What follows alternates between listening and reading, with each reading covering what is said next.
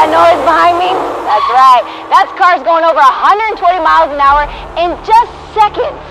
Now, things are just heating up here at the Las Vegas Motor Speedway as hundreds of car enthusiasts have come here to race on the largest drag strip in the world. And you think things are crazy right now? Wait till you see what happens at night.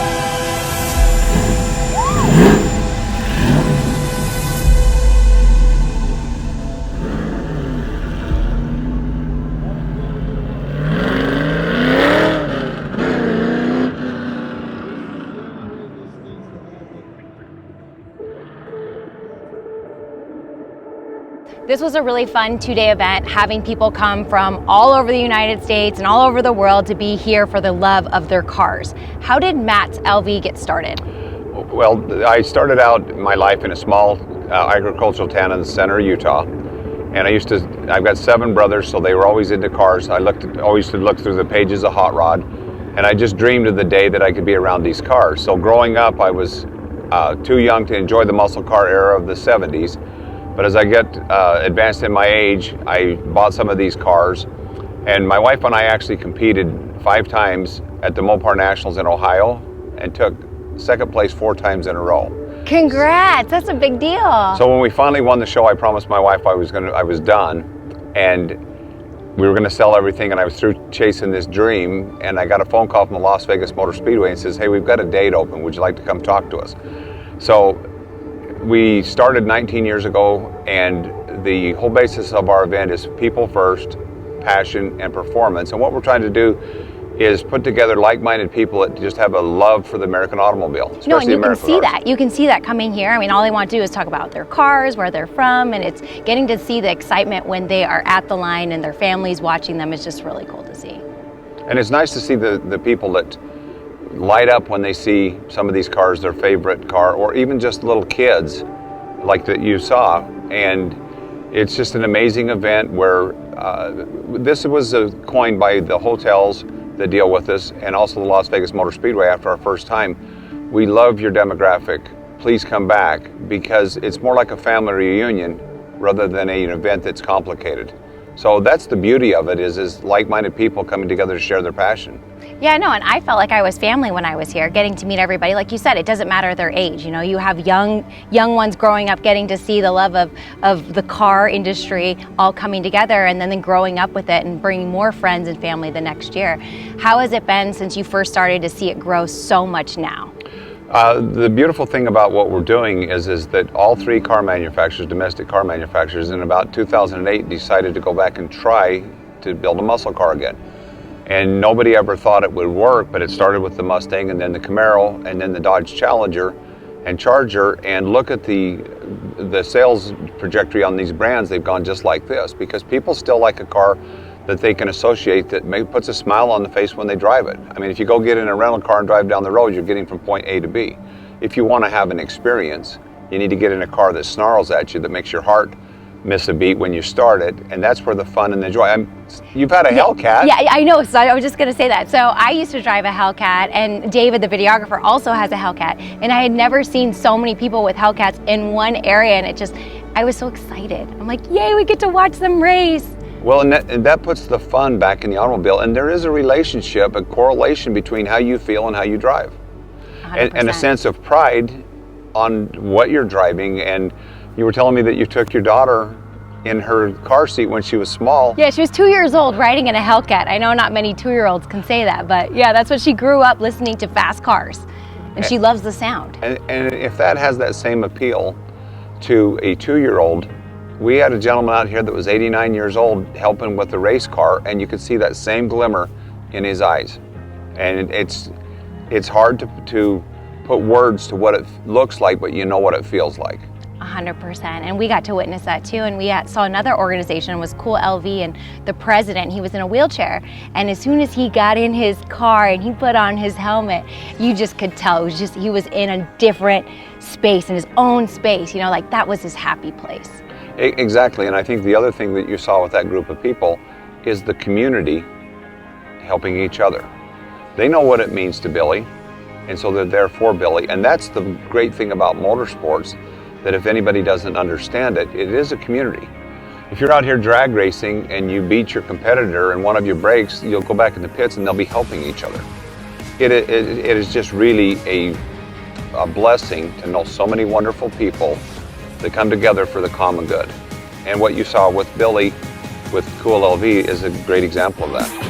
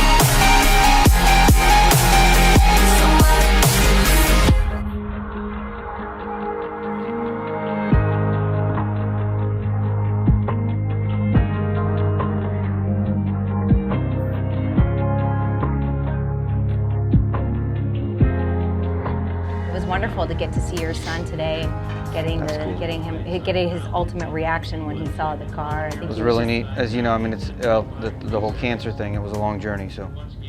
Yeah, that was, you found that out 2 years ago. So in 18, well, Luke and I started coming here years ago and doing our thing, and he's always loved it because he gets freedom.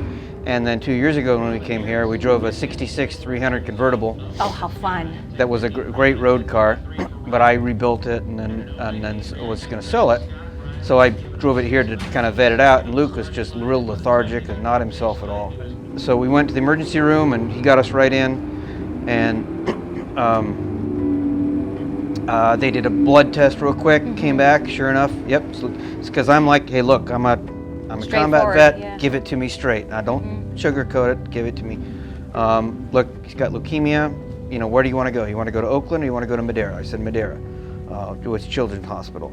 And then when he got down there, we were in the emergency real quick, and then, yeah, then that basically began the leukemia journey, and it took about a year long. They said initially it was going to take about 6 months, but it took a year. So of that year, we were in the hospital for 5 months of it, in the hospital. And I wouldn't have even known that seeing him today, and seeing the strength that you have to be able to just hold it all together. It's not easy being a parent, and it's not easy dealing with, somebody that you love suffering, and it's a long journey. And what I loved seeing was that you two bonded, and we got to capture it on camera, and seeing him so excited to see your car. Tell me a little bit about how that came to be. Like, how did this reveal end up happening?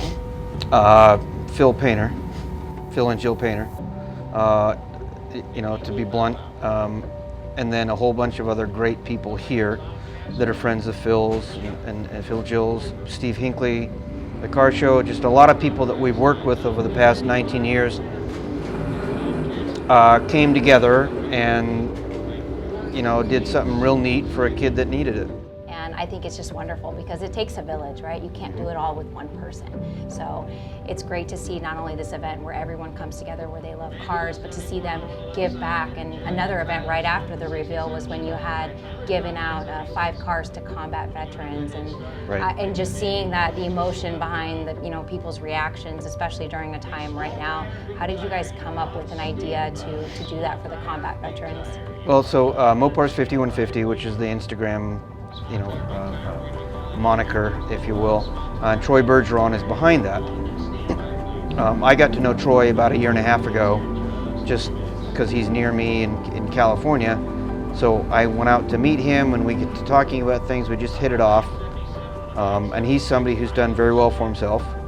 And but he really wants to pay it forward. So I met him briefly, went out to his place, and then when Phil was coming back together, I do anything. As most people, Phil and Jill are just such great people. We'll do anything to help them. They really are. So when Phil was saying, "Hey, I'm thinking of what else I can do to gin up," I'm like, well, let me ask Troy, because he's got this Instagram sensation. He's got a whole team, a couple teams of people that go around the country, find these barn finds, and he's got huge numbers of, social media activity happening around this. I'm like, well, let me go talk to Troy. Just what the hell? So the idea behind the project car is because they've already gone through so much, being in the military and the things that they see, and sometimes it's difficult dealing with the emotions that come and go. And so having a project car allows them to kind of take their mind off of that and focus on something positive. So like Buddy said, exactly, and that's my thoughts as well, is getting involved. It gives them something constructive, because many of the many veterans that saw combat and saw traumatic events, you got to take your mind off things. You've got to focus, and sometimes you can't. Sometimes you can't take your mind off of it. So you have to force yourself to. So you get sucked down into that world, and you've got to pull yourself out. So you've got to do something constructive, working with your hands, working on a project. If you're a car person, or you want to be a car person, that's a good way to do it. I think that's a great idea. So it gives them,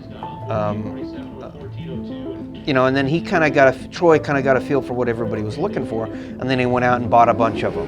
And it was great to see Troy on stage today, talking to everybody and just saying the story behind how he got started with Buddy and how he just was so inspired about his story and how he just had this completely different perspective from what he used to about, people that have gone to war and military.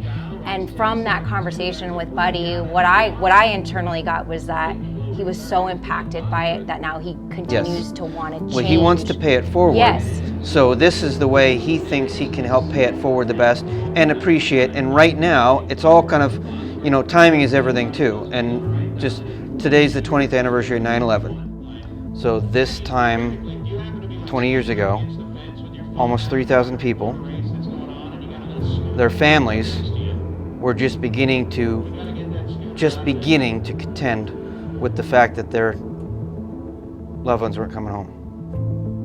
And the chain reaction of events for veterans, combat veterans, that happened as a result, that started the global war on terror and will continue. I remember that moment. So we wanted to honor that moment today and the people since then.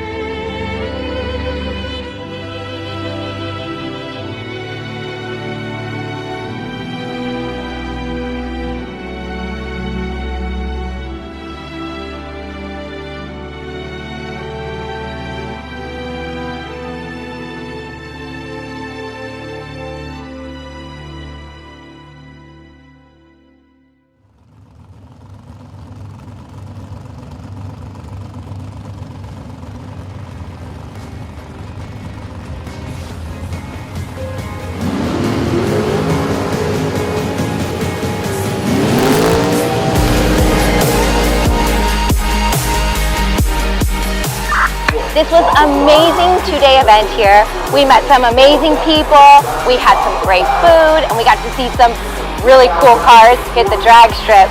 And what I loved most is I got to witness a group of people giving away cars to combat veterans who do so much for our community. It was wonderful to see them recognized.